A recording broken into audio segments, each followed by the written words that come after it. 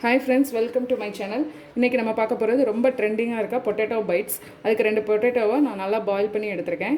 இத வந்து இப்படி ஃபர்ஸ்ட் நல்லா மேஷ் பண்ணிக்கலாம். இத நல்லா பெரிய பீஸா இல்லாத அளவுக்கு மேஷ் பண்ணி எடுத்துக்கலாம். இப்போ நல்லா மேஷ் பண்ணியாச்சு. இதல கொஞ்சம் தேவையான அளவுக்கு உப்பு சேர்த்துக்கலாம்.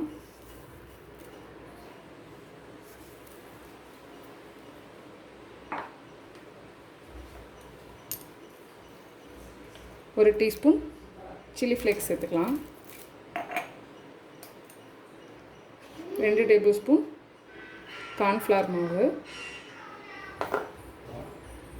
2 டேபிள்ஸ்பூன் அரிசி மாவு,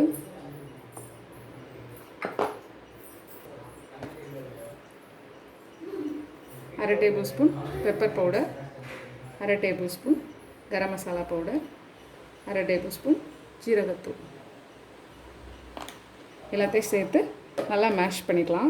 அதுக்கு முன்னாடி இதோட ஒரு டேபிள்ஸ்பூன் சீஸ் சேர்த்துக்கோங்க. மொசரல்லா சீஸ் இருந்தால் சீஸ் சேர்த்துக்கோங்க. இல்லை இந்த மாதிரி லேயர் சீஸ் விற்றுச்சுனா கூட நீங்கள் லேயர் சீஸ் வந்து இது மாதிரி பிச்சு போட்டு சேர்த்துக்கலாம்.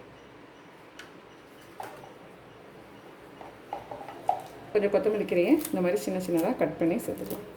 இதை நம்ம இப்போ ஒரு டவ் மாதிரி ரெடி பண்ணிடலாம். சேர்த்து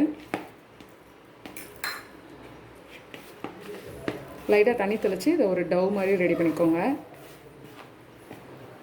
சிறு ஹர்ப்ஸ் இல்லைன்னா ஓரிகனோ சேர்த்துக்கோங்க.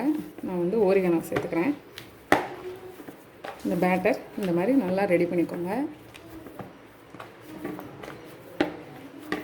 இந்த மாதிரி நல்லா ரெடி பண்ணிக்கலாம்.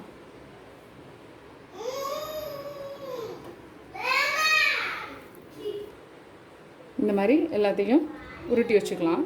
சின்ன சைஸாக இருந்துச்சுனாலும் ஒன்றும் பிரச்சனை இல்லை, டேஸ்ட் நல்லாயிருக்கும். சின்ன சைஸாக கூட உருட்டி வச்சுக்கோங்க. உங்களோட வடைச்சட்டி எந்த அளவுக்கு இருக்குதுன்னு பார்த்துக்கோங்க. அந்த அளவுக்கு நீளமாக நீங்கள் வந்து பரட்டிக்கலாம். நான் வந்து நீளமாகவும் பரட்டியிருக்கேன், சின்ன சைஸும் உருட்டியிருக்கேன். நம்ம வந்து இப்போ ஃப்ரை பண்ணி எடுத்துடலாம். இதை ஆயில் நல்லா ஹீட் ஆகட்டும். ஹீட் ஆன உடனே இப்போ ஆயில் நல்லா சூடாயிருச்சு. நம்ம வந்து இதை ஸ்லோவாக போட்டுடலாம். இது நல்லா கோல்டன் ஃப்ரை ஆகட்டும்.